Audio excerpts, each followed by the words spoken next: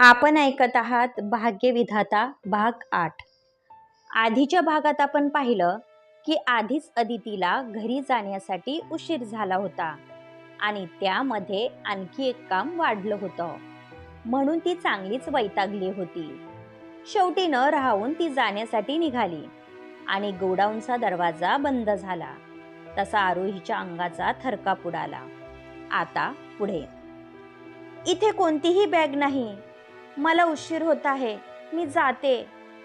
आरोही चांगलीच घाबरली होती, कारण समोर हेमंत उभा होता, ज्याचे वासनेने डबडबलेले डोळे तिच्या शरीरावर खिळले होते। इतकी घाई काय आहे? तू ना खूप लाजते आरोही। तुझ्या मैत्रिणी बघ, मुंगी जशी गुळाला चिपकते तशा येऊन चिपकतात। हेमंतचं घाणेरडं बोलणं आरोहीला अजिबात आवडलं नव्हतं। माझ्या मैत्रिणीबद्दल वाटेल ते बोललेलं मी खपवून घेणार नाही, आणि तुम्ही दरवाजा का लावला आहे? मला जाऊ द्या, आरोही धीर एकवटून म्हणाली आणि बाहेर जाण्यासाठी निघाली। हेमंतने तिचा हात पकडून तिला जवळ ओढलं। माझ्या समोर जास्त नाटकं करायची नाही, हवे तितके पैसे घे आणि चुपचाप कपडे काढ। हेमंतने तिच्या अंगावर पैसे फेकले, म्हणून आरोहीचे डोळे भरून आले। याआधी तिचा असा अपमान कधीच झाला नव्हता। मी चांगल्या घरातील मुलगी आहे, तुमचा पैसा तुमच्या जवळ ठेवा, आरोही म्हणाली। तसा तो मोठमोठ्याने हसायला लागला। हा शाजूकपणाचा आव माझ्या समोर दाखवू नको। तुझ्या त्या मैत्रिणी पण हेच काम करतात। तुला पैसे नको असेल तर नको घेऊ, पण मला जे हवं आहे ते मी घेऊन राहणार। हेमंतने तिची ओढणी खेचली आणि तिच्या अंगावर झडप घातली। प्लीज हेल्प, वाचवा वाचवा मला, आरोही ओरडत होती। हेमंतने तिच्या कानाखाली ठेवून दिली। तुझा आवाज या 4 भिंतीच्या बाहेर जाणार नाही, म्हणून उगाच स्वतःला त्रास करून घेऊ नको। हेमंतने तिचे कपडे काढायला सुरुवात केली। आरोही होता होईल तितका प्रतिकार करण्याचा प्रयत्न करत होती, पण त्याच्या पुरुषी ताकदीपुढे तिचा निभाव लागत नव्हता। प्लीज सोडा ना सर, मी तुमच्या पाया पडते, आरोही विनवणी करत होती। पण तिच्या अश्रूंचा त्याच्यावर काहीच परिणाम झाला नाही। मला जे हवं आहे ते करू दे, त्यानंतर खुशाल जा। तू मला पहिल्या नजरेत आवडली होती, असं सहजासहजी सोडणार नाही। हेमंत वासनेने वेडापिसा झाला होता, पण आरोही हार मानणार नव्हती। हेमंत तिच्या अंगावर पहुडला होता। तिने जोरात धक्का देऊन त्याला बाजूला केले आणि दरवाजाच्या दिशेने पळाली, पण तोपर्यंत त्याने तिच्या अंगावर झडप घातली आणि तिला खाली पाडलं। तसा तिच्या हाताला भलं मोठं दांडकं लागलं। आता तिच्याजवळ दुसरा पर्याय नव्हता। तिने जीव खाऊन तो दांडूक त्याच्या डोक्यावर मारलं। हेमंत बेसावध असल्यामुळे त्याच्या डोक्याला जबरदस्त मार लागला। तुझ्या तर, हेमंत तिच्या अंगावर झडप घालणार, आरोहीने आणखी त्याच्या डोक्यावर वार केले।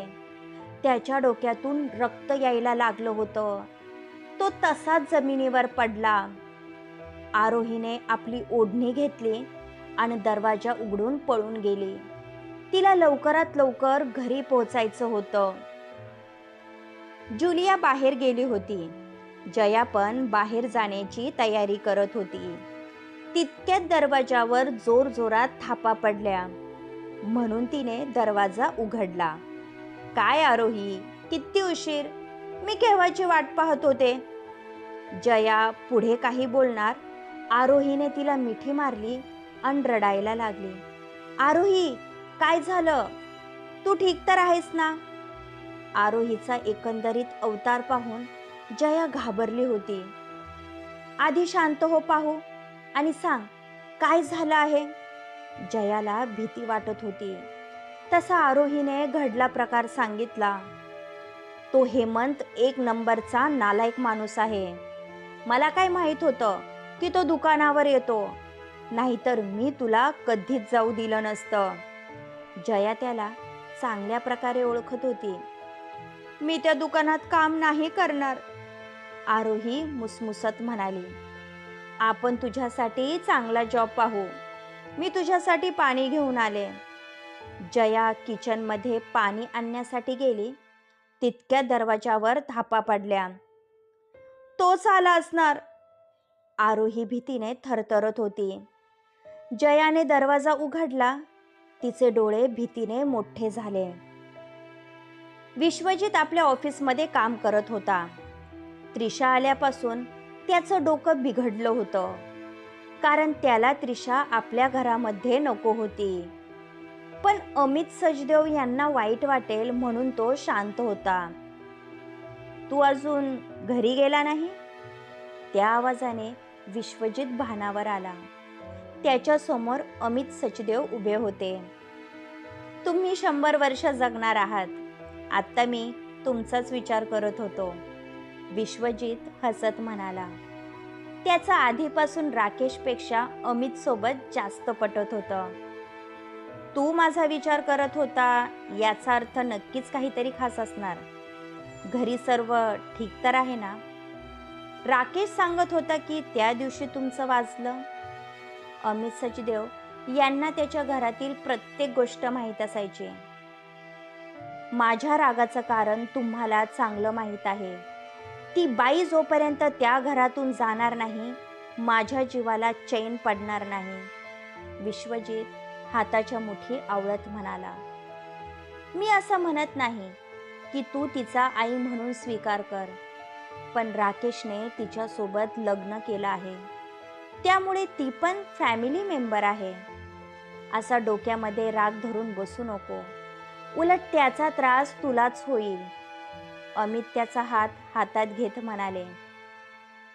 तुम्ही म्हणता ते बरोबर आहे, पण त्या बाईला जेव्हा मी समोर पाहतो, माझी तळपायाची आग मस्तकात जाते. एक वेळ ती स्वभावाने चांगली असती तरी मी ॲडजस्ट केलं असतं, पण तिचा स्वभाव तुम्हाला चांगला माहीत आहे. विश्वजित आपल्या जागी योग्य होता. बरं ते जाऊ दे, मला सांग की त्रिशा आणि तुझ्या लग्नाचं काय करायचं आहे? मला माहीत आहे की तुझी या नात्याला मनापासून संमती नाही, पण माझा विश्वास आहे की लग्नानंतर तुम्ही दोघे सुखाचा संसार कराल. तू माझ्या मुलीला नक्की सांभाळून घेशील, अमित म्हणाले. तसा विश्वजितचा चेहरा पडला. यावेळी मला जान्हवीची काळजी आहे, म्हणून लग्नाविषयी मी अजूनही निर्णय घेतला नाही. आणि त्रिशाला पण इतक्यात लग्न करायचं नाही, विश्वजित बोलायचं म्हणून म्हणाला. आम्ही कुठे म्हणतोय की तुम्ही उद्याच लग्न करा. आधी एंगेजमेंट करून घेतली असती तर आमच्या पण डोक्याचं टेन्शन गेलं असतं. आता आमची रिटायरमेंटची वेळ आली आहे, म्हणून आम्हाला वाटतं की आमच्या मुलांनी सुखात राहावं. बाकी आम्हाला काही नको, अमित सचदेव म्हणाले. खरे, पण विश्वजितला त्यांचं काहीच पटत नव्हतं. समशेरा केव्हापासून आपल्या बॉसची वाट पाहत होता. आज नेहमीपेक्षा जास्तच उशीर झाला होता. तितक्यात त्याच्या मोबाईलची रिंग वाजली. विश्वजितचा कॉल असेल म्हणून त्याने नाव न पाहता कॉल रिसीव्ह केला. हॅलो बॉस, समशेरा म्हणाला. मी बोलत आहे. तो आवाज ओळखण्यासाठी त्याला थोडासुद्धा वेळ लागला नाही. हाय जया, आज माझी आठवण कशी काय आली? समशेरा म्हणाला. मी खूप मोठ्या प्रॉब्लेममध्ये फसली आहे. यावेळी फक्त तूच माझी मदत करू शकतो, पलीकडून जया म्हणाली. एनी टाईम मी तुझ्यासाठी अवेलेबल आहे, पण तूच मला इग्नोर करत असते, जे मला अजिबात आवडत नाही. तुला जर माझ्या फिलिंगची कदर नाही, मग मी तरी का तुझी काळजी करायची? समशेराच्या आवाजात दुःख होतं. तू जे म्हणशील ते करायला मी तयार आहे, पण प्लीज मला या प्रॉब्लेममधून बाहेर काढ. जया म्हणाली, काय? खरंच? मला तेच हवं आहे जे आजपर्यंत तू मला दिलेलं नाही. तयार असेल तर बोल. हा समशेरा आत्ता तुझ्या मदतीला धावून येईल. समशेरा म्हणाला, मी शब्द दिला आहे, मागे हटणार नाही. जयाने त्याला घडला प्रकार सांगितला आणि कॉल कट केला. समशेराच्या चेहऱ्यावरचा आनंद लपता लपत नव्हता, कारण आज कित्येक दिवसानंतर त्याचं स्वप्न पूर्ण होणार होतं. हेमंत आणि जयचंद यांनी आरोहीच्या नावाची पोलीस कंप्लेंट केली होती. त्यामुळे पोलिसांनी तिला अटक केलं होतं. जयचंद तिला मुलीसारखे समजत होते. त्यांनी आपल्या मुलाचा स्वभाव माहीत असताना आरोहीच्या विरोधात साक्ष दिली होती. त्यामुळे तिचे सुटण्याचे चान्सेस कमी होते, कारण तिने हेमंतवर जीवघेणा हल्ला केला होता. हेमंत खोटं बोलत आहे. त्याने आरोहीवर जबरदस्ती करण्याचा प्रयत्न केला होता, म्हणून आरोहीने आपली अब्रू वाचवण्यासाठी त्याच्यावर हमला केला. जया जीवाच्या आकांताने बोलत होती. हेमंत डोक्याला पट्टी लावून बसला होता. त्याच्यासोबत जयचंद सुद्धा होते. पहा कोण बोलत आहे. साहेब, या मुली कॉलगर्ल आहे. सितारा बारमध्ये या मुली धंदा करतात आणि माझ्यावर जबरदस्ती करण्याचा आरोप करत आहे. हिच्या मैत्रिणीने आधी मला स्वतःच्या जाळ्यामध्ये ओढण्याचा प्रयत्न केला.